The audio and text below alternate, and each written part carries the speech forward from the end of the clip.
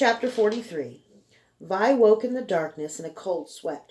Sister Ariel had muttered darkly about some ineptitude or other that kept Vi from getting a new room and roommate immediately. But after the dream Vi had just had, she was glad to be alone. She got out of bed, and the moment her feet touched the warm floor, dim light bloomed in the ceiling. Vi barely noticed. She pulled on the frumpy Tyro's dress and headed out the door. Her stomach felt tight and sore. As she stepped into the hall, light bloomed like a star against the wall.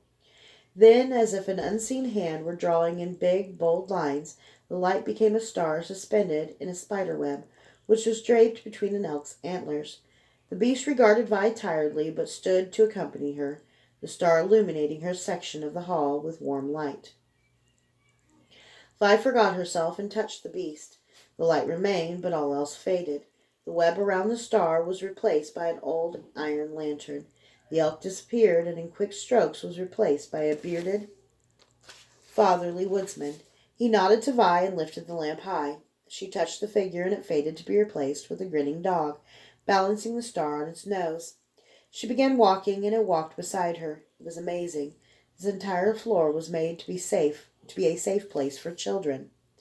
In sudden fury, she punched the wall. The dog faded, and a jester replaced it. Vi choked back a sob and hurried to the stairs at the center of the building. When she arrived at Sister Ariel's room, the door swung open before Vi knocked. "Come in," Sister Ariel said. She handed Vi a steaming cup of utai. Her eyes looked bleary.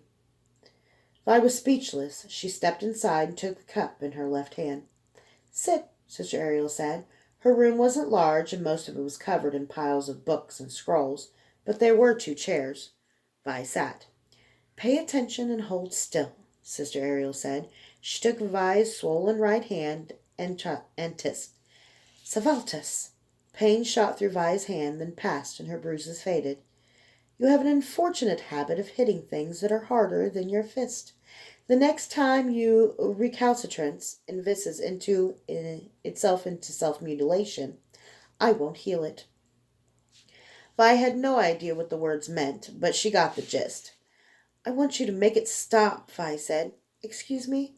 "You tricked me into ringing Kyler. I want this damn thing off."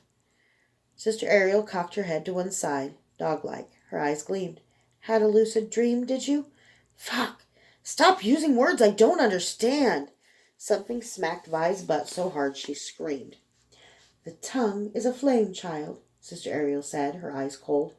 "We who speak to use magic learn to control it, else it burns us. Do you know what I was doing while you were studying today?" "I don't give a shit."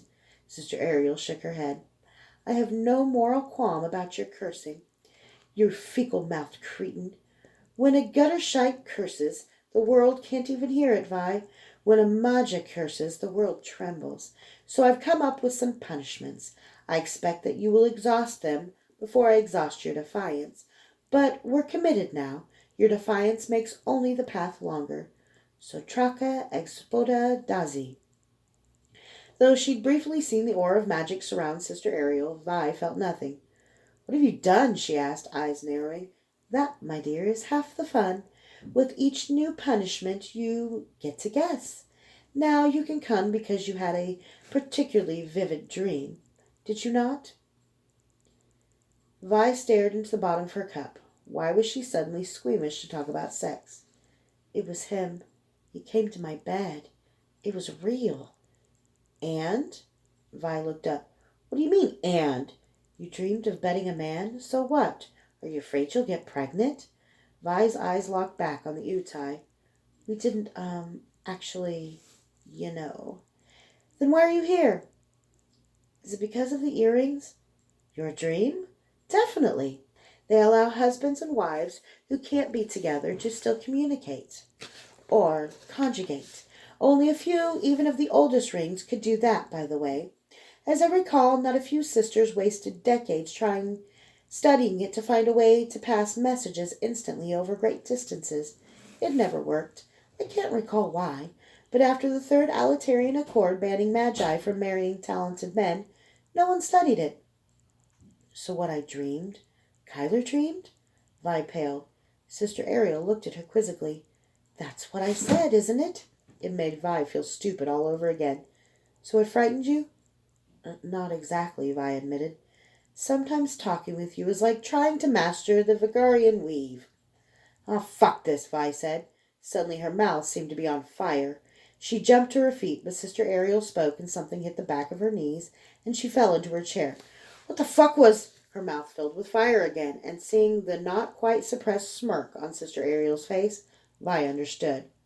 After another 5 seconds, the pain stopped, leaving Vi gasping with pain and outrage. She touched her tongue, expecting it to be burned, but it felt normal. My mother used soap, Sister Ariel said, but I couldn't figure out a weave for that. Now you woke me for a reason. After you tell me what it was, you can go back to bed. After 30 seconds, Vi realized Sister Ariel was serious. Have you ever even had sex? Vi asked. Sister Ariel said, Actually, I lost my maidenhead riding a horse. I had no idea you were so coordinated. Vi had tried that once. It hadn't ended well. Sister Ariel burst out laughing. I didn't know you had such wit, Ariel said. I like you more and more, Vi. Oh, from riding a horse, not while riding a horse, Vi laughed. She couldn't help it. She'd sooner die than squander even such a small bit of Ariel's regard. It was also an artful dodge of Vi's question. Hell, it was no use. Vi was tired and her stomach still felt as if she needed to shit. I've bedded dozens of men, she said. Good job, Sister Ariel said. The correction, I mean, not the promiscuity. I never felt anything with any of them, not since I was a kid, but with Kyler. I'm no authority, but I think it's supposed to be different with someone you love. The words set Vi off. Not, I didn't feel anything for them. I didn't feel anything. I'm totally numb down there. But tonight, her mouth snapped shut. Since she was a child, fucking had been something Vi observed, something men did to her. Gradually, her powerlessness had become her power. Men were slaves to their meat. Vi's body was simply currency, with the advantage that she could spend it again and again. When she'd first thought of fucking Kyler, it had only been to think that after what she'd done to him, she owed him. Tonight had been horribly different. Different even from her earlier dreams of Kyler. She had wanted Kyler in more ways than she could have imagined. Her body ached for him. It was like something lying so deeply asleep in her that she thought it was dead, and it was waking. Fucking Kyler wouldn't be a casual gift of the use of her body. It would be surrender. You have to get this earring off, Vi said.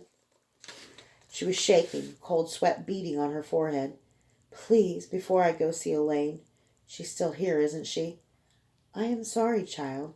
Yes, she's here. You'll speak with her tomorrow. Sister Ariel sighed. Viridiana, I've read everything I could find on those rings. The bond is unbreakable.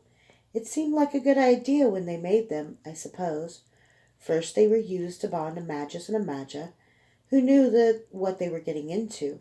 Then others began to use the rings in political marriages.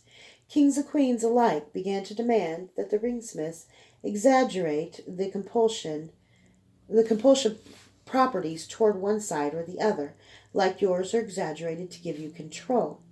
I don't know if we can understand the depth of human misery those magi wrought, but seeing what they had done, the Visaya, the makers, took an oath to make such rings no more. They gathered those they could find and destroyed them and every text on their making. That ring in your ear is at least 400 years old. That it survived to the present age is nothing less than a miracle. A miracle? You call this a miracle? Sister Ariel spread her hands helplessly. Her carriage was waiting for her, but when Mama Kay got in, she wasn't alone. The dark blob in the opposite seat resolved itself into Scarred Warble as soon as she sat. Good evening, Mama Kay, he said. Headed to the coronation? As a matter of fact, I am. You need a ride? I don't think so. It seems I've fallen out of favor with the Queen. It seems? I wake up from a good long drunk and go get some hair of the dog, and I got 5 guys telling me stories about what I did to the Queen. Somehow. It's the wrong day. I was drunk, but I shouldn't have slept for a day and a half. Durzo. Her stomach twisted. Ben Warble's face was as pale as his scars. It's Durzo, isn't it? Don't be ridiculous. Durzo's dead. I know. I killed him, remember? Oh, yes. Warble had killed Kyler when Kyler had been disguised as Durzo. He swore he wouldn't haunt me, but now my best client wants me dead. You still killed him. That had to be upsetting. You're not playing with me, are you? You didn't send some other wet boy to talk with Queen Grayson? I didn't send anyone. I didn't arrange for the ambassadors to be insulted. I haven't moved against Tara Grayson. Yet. Get out of the city for a while, Ben. Durzo probably just wanted to make sure you didn't take any more jobs for the woman who ordered his death. Ben Warble nodded, unthinking, and that unthinking nod confirmed what Mama Kay had suspected. It was indeed Tara Grayson who'd ordered Durzo killed. The bitch, well, she'd get hers very soon.